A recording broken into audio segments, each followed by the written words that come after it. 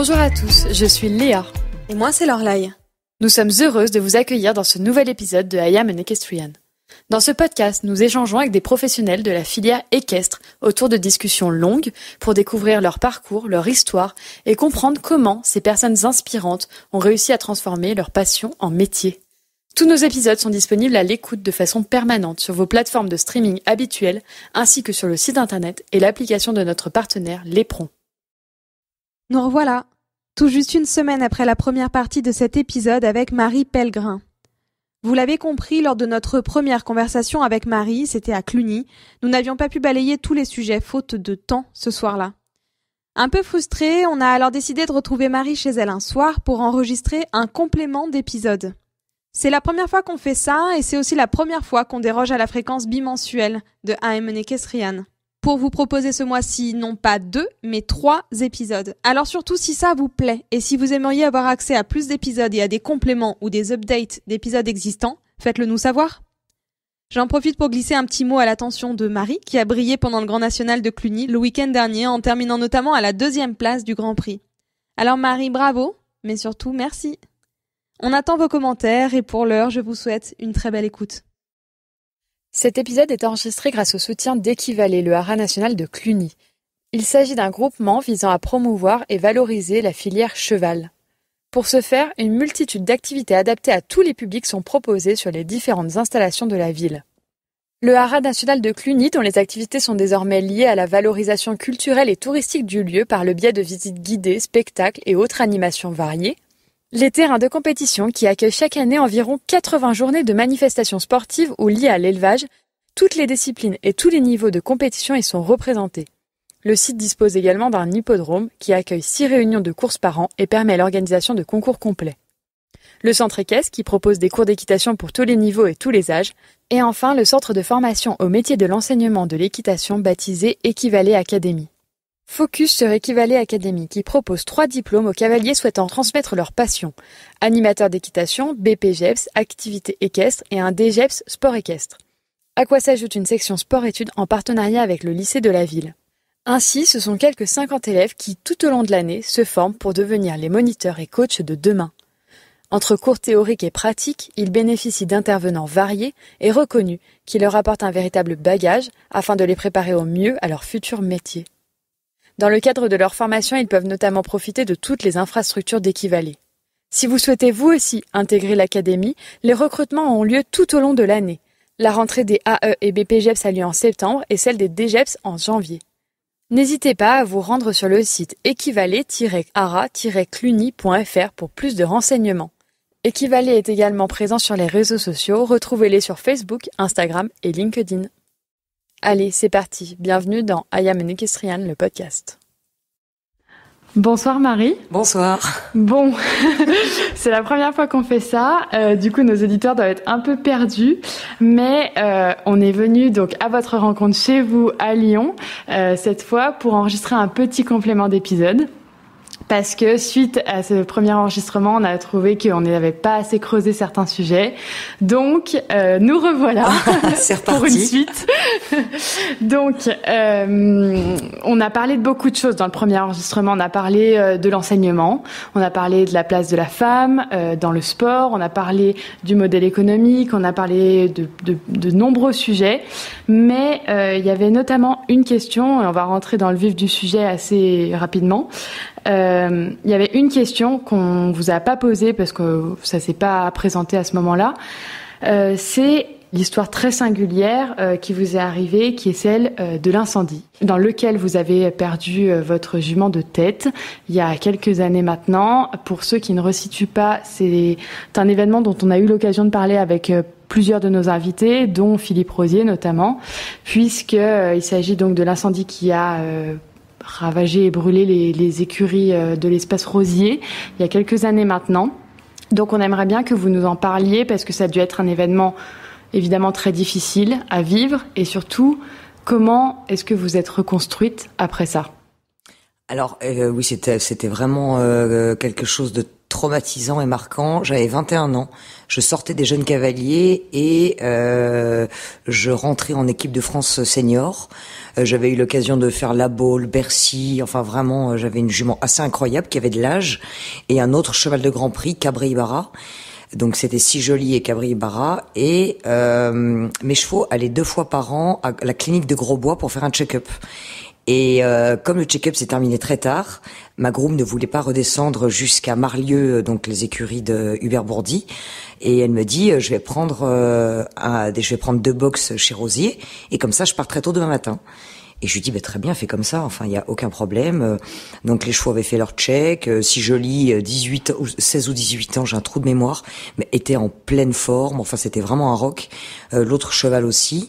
Et donc le feu a pris en pleine nuit à cause d'un problème électrique, un solarium défaillant. Donc c'était un Barnes et mes chevaux étaient là pour une nuit. Donc voilà, c'était le destin, c'était horrible. Et en fait le matin, j'ai entendu à 6 heures du matin la voix de mes parents chez Hubert dans la maison. Donc mes parents, il faut savoir qu'ils habitent à Marseille. Donc voilà. Et là, j'ai eu très très peur quand j'ai entendu leur voix parce que j'ai cru qu'il était arrivé quelque chose à mon frère ou ma sœur.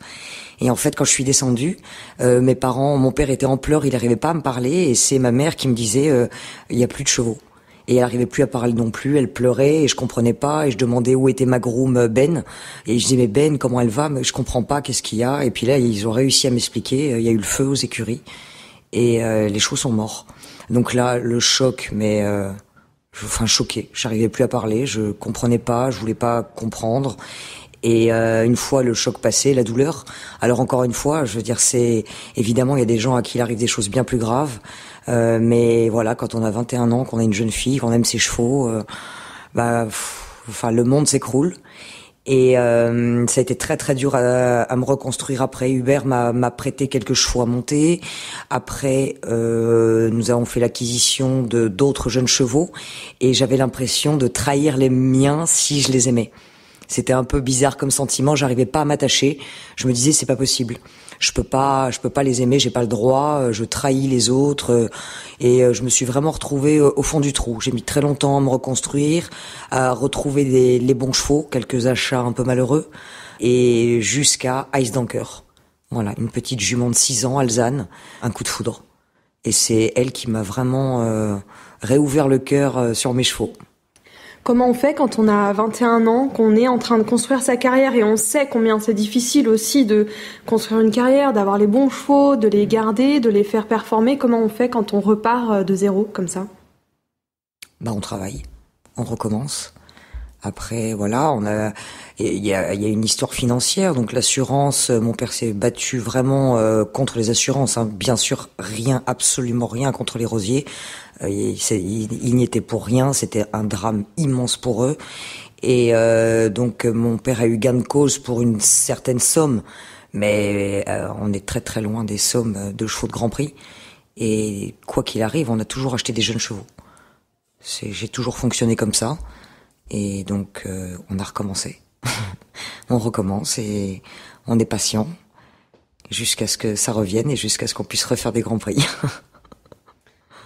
Plusieurs années plus tard, vous avez fait la rencontre d'un cheval très particulier pour vous, qui est Amiral, que vous avez gardé longtemps, avec qui vous avez beaucoup performé, et qui lui aussi a sa petite histoire, que vous nous avez aussi racontée d'ailleurs ce soir-là, dont on aimerait bien que vous nous parliez aujourd'hui. Alors, je vais essayer de condenser, parce que si je parle de mes chevaux, je peux en parler des heures, tellement ils ont tous un caractère propre à eux et spécial, admirable.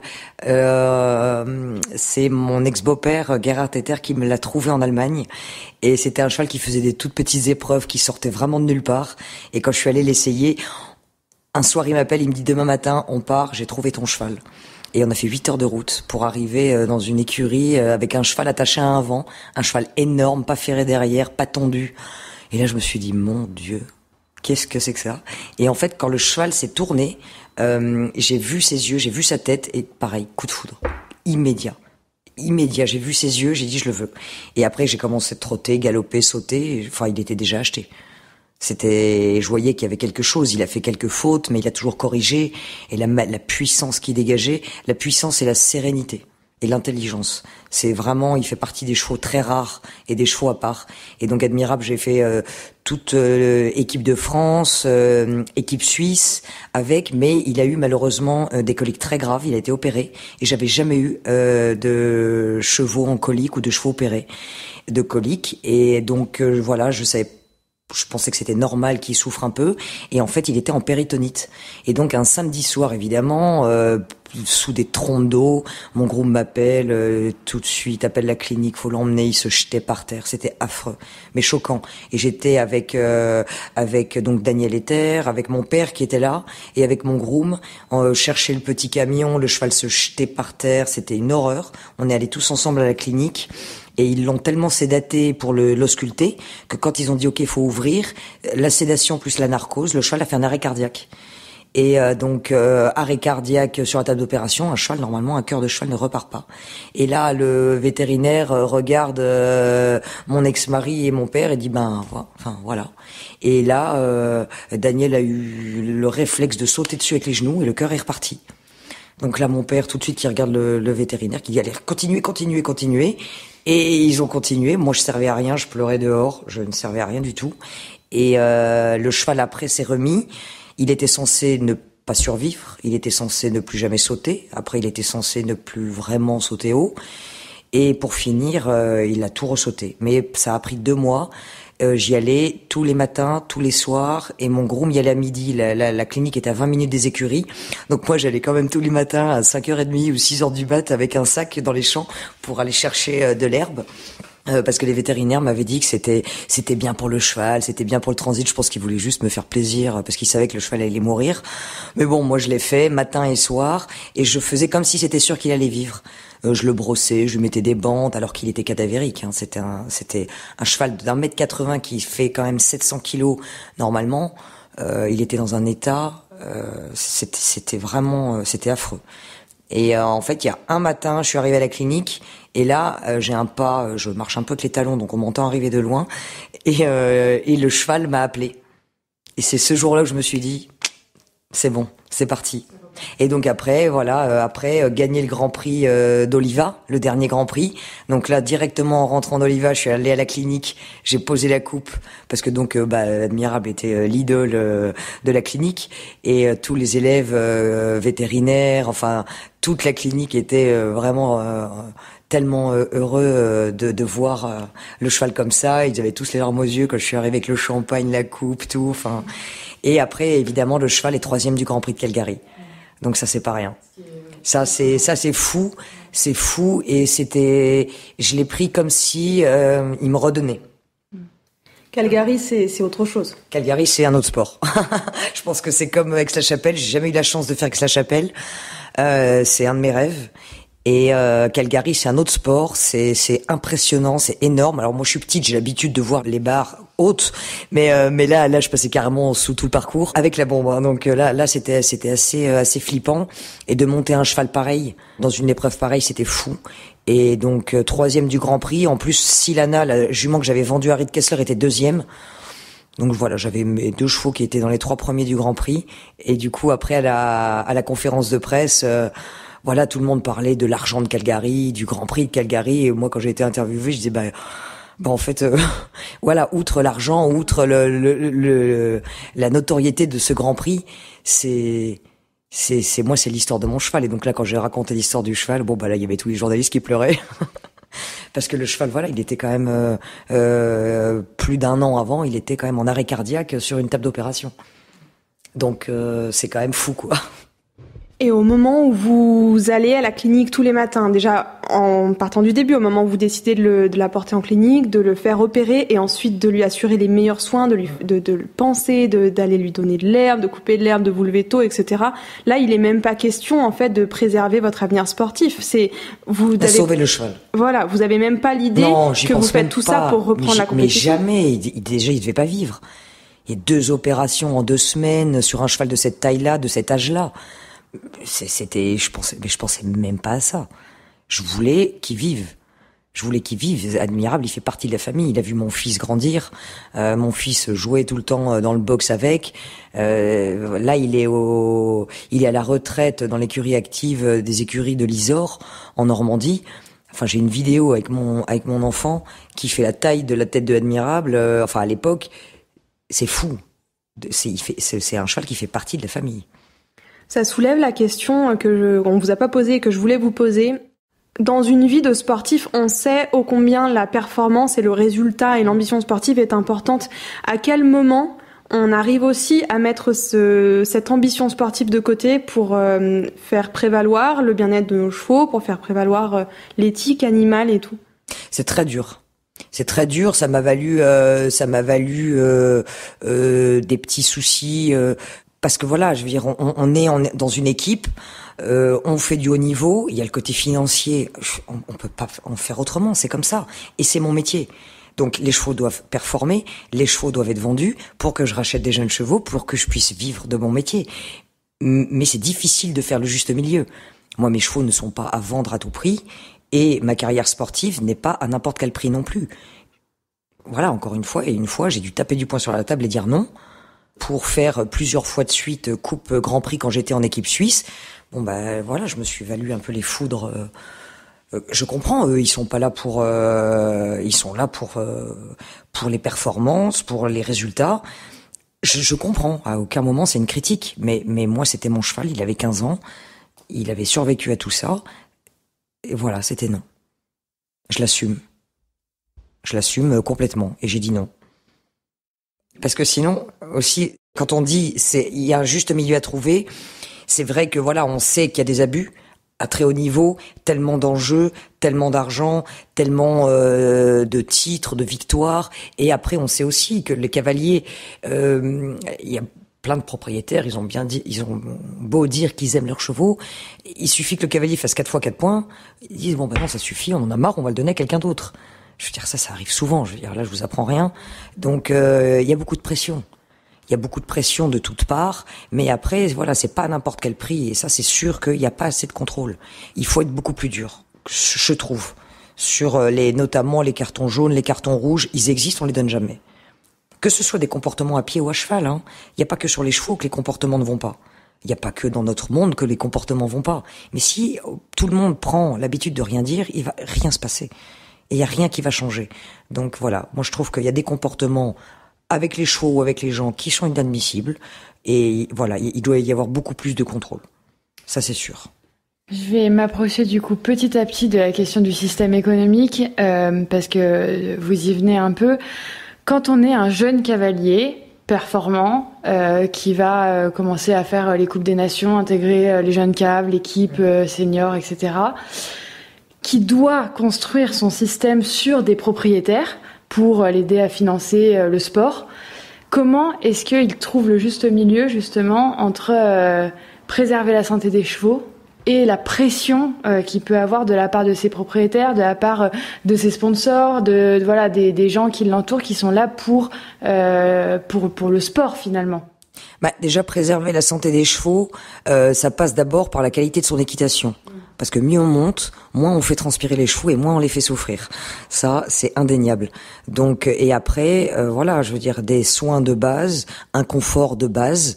Je parle pas du tout de choses qui coûtent vraiment de l'argent.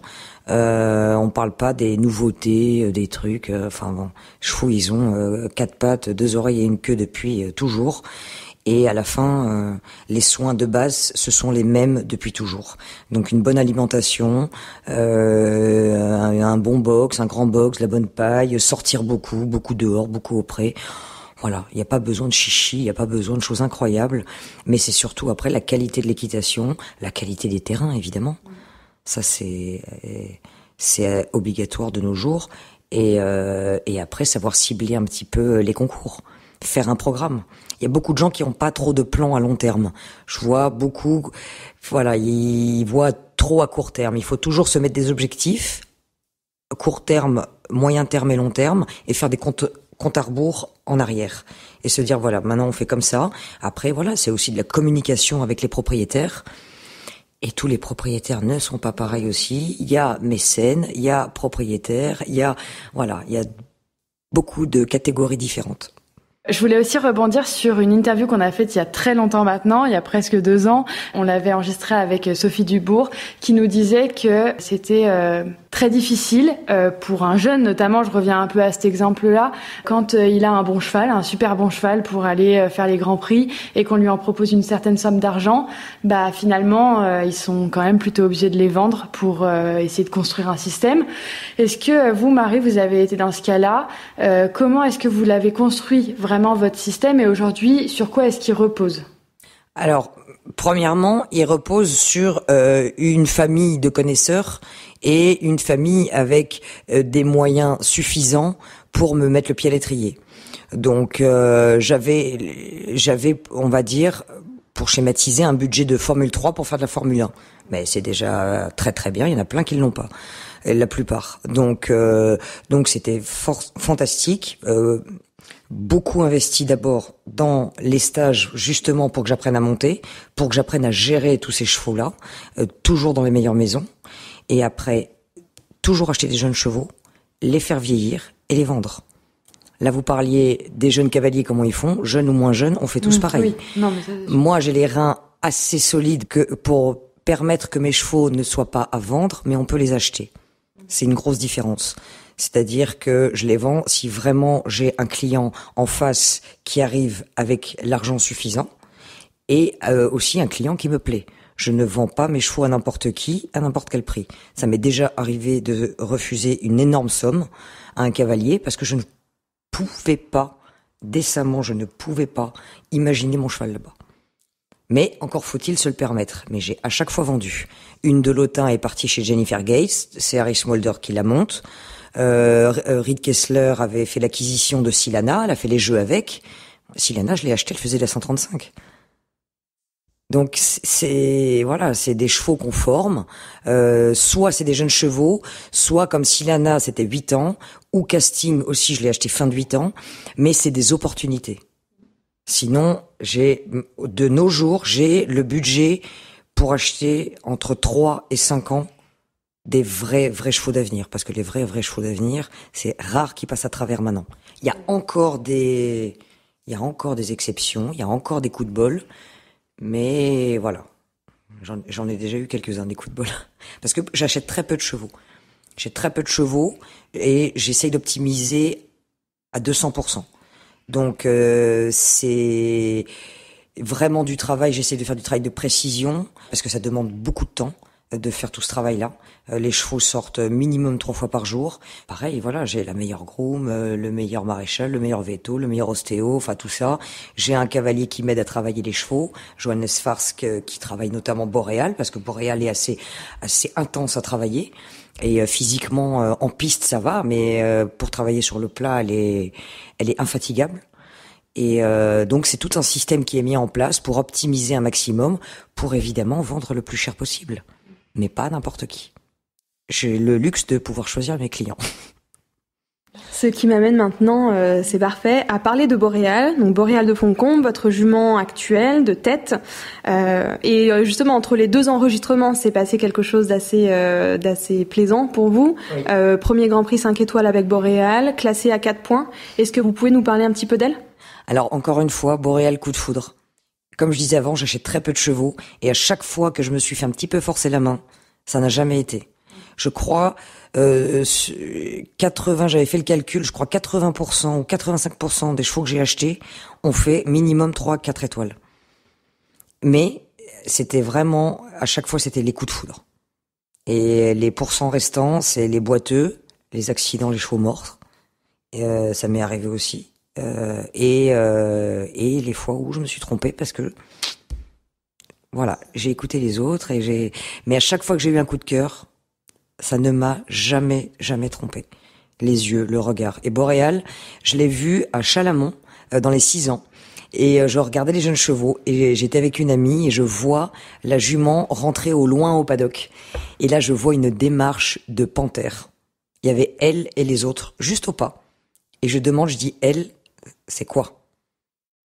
Et là, on me dit, ah non, il veut pas la vendre, l'éleveur, c'est compliqué, ça va pas aller. pas de problème. J'ai attendu, j'ai regardé le paddock, j'ai regardé le parcours, je la vois sauter le numéro 1, je me rappelle encore, le 1 était juste à côté de moi, et là j'ai fait ok. Je suis allée me présenter à l'éleveur, qui était très très très sympa, et qui était fan de Galoubet, Philippe Prévost, donc l'élevage de Foncombe, et donc on a sympathisé, on s'est très bien entendu avec Philippe, et j'ai essayé la jument et je l'ai achetée. Donc je l'ai achetée, d'abord j'avais la moitié avec Philippe, après j'avais la moitié avec un investisseur en Suisse, et quand je suis partie de Suisse, il y a eu quelques petites frictions, et donc j'avais un petit peu de pression quand Boréal avait 8 ans, je loupe mon année de 8 ans avec la jument. La jument est très très très sensible, comme n'importe quelle Formule 1, et elle a beaucoup de sang, beaucoup de tempérament, et je pense qu'en plus j'ai quand même une certaine connexion avec mes chevaux, j'ai besoin vraiment de faire corps avec eux et de collaborer avec eux, et du coup je pense que quand j'ai de la pression, les chevaux le sentent vraiment, c'est des éponges. Et donc voilà, loupé l'année de 8 ans, après j'ai racheté la deuxième moitié, et là j'ai soufflé. Et voilà, rentré en France, tout un système mis en place, un super cavalier qui la travaille. On essaye de faire un plan. Alors après, l'année dernière, un peu compliqué, comme pour tout le monde. Et là, je suis très contente. J'étais déçue du 4 points parce qu'elle méritait pas. J'avais fait 4 points. J'avais classé la grosse sans faute jeudi. Elle classe quand même. Elle est dans les points ranking vendredi avec 4 points parce qu'elle est toujours très vite. Elle fait une bonne faute sur cette palanque, la palanque blanche antérieure. Et là, j'ai senti dans le virage, j'ai tourné un tout petit peu, elle est assez forte, petit peu sur la main. Et là, j'ai senti qu'elle a voulu sauver le devant, qu'elle s'est souvenue de vendredi. Elle est tellement respectueuse. Et donc, elle a sauvé devant et elle s'est coincée un peu, sortie de virage, le triple longine en face, assez massif. Et voilà, et pas assez bien monté, pas assez souple, pas assez stable dans le virage, et 4 points. Mais le reste montre que elle a des moyens et une capacité à encaisser des parcours qui est hors norme. Qualité, respect, moyens, envie et physique. Elle est en béton armé. Elle est infatigable, elle est en béton armé, elle est incroyable. Et donc tout ce côté que j'avais du mal à gérer, maintenant il commence à être de mon côté. Je vais avoir une dernière question. Vous nous parliez justement tout à l'heure de l'importance d'avoir un plan à moyen long terme. Et du coup, avec Boréal, c'est quoi le plan à moyen long terme ? Alors, court terme déjà, c'est on a le Grand National de Cluny. Donc, comme je fais partie de l'équipe Équivalet, je représente le Haras national de Cluny. Donc là, j'ai vraiment à cœur de performer dans le Grand Prix. Je sais pas encore si je vais avoir 2 ou 3 chevaux. Et après, on a une semaine de pause. Grimaud, 4 étoiles. Une semaine de pause Villers-Vicomte. Après, il faut que je trouve encore un concours pour travailler un petit peu. Et Valence, 4 et 5 étoiles. Parce que le programme à moyen long terme, en fait, on est passé du plan A au plan B assez rapidement à cause de la Rhino. Donc le Covid l'année dernière, la Rhino, je suis pas allée à Valence. Et après, tous les concours annulés, parce que j'avais dans la tête, en me disant, la jument est tellement bonne, si j'arrive à faire un bon plan, et si j'arrive à optimiser tout comme il faut, vu qu'il y avait les championnats d'Europe et les Jeux, je me disais, il y a quand même une carte à jouer. Parce que la jument, plus elle saute, mieux elle saute. Donc, tout un championnat, c'est une jument de championnat. C'est une jument de CSIO, c'est une jument de championnat.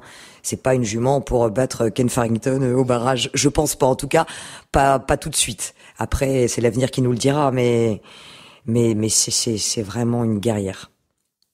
Donc là, voilà, le plan A, il est foutu. et après, à voir.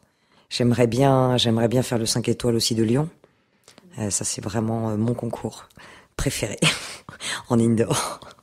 Bon, en tout cas, Marie, on sera là déjà dimanche à Cluny, ce week-end à Cluny. Super. Et dimanche pour le Grand Prix. C'est parfait. On espère vous y voir à la remise des prix surtout. On croise les doigts et puis pour tout le reste, évidemment, on vous suit. Merci beaucoup d'avoir pris le temps de faire ce petit complément. Et puis on vous dit à très bientôt et surtout bon courage pour ce week-end. On sera là. Super. À bientôt. Et voilà, cette fois, le compte est bon. C'est la fin de notre épisode, de notre échange avec Marie Pellegrin. Si ce nouveau format vous plaît, si cette nouvelle fréquence vous plaît, si vous avez aimé ce complément d'épisode, n'oubliez pas de venir nous le dire en message privé sur Facebook ou Instagram. On vous retrouve la semaine prochaine et en attendant, passez une très belle semaine.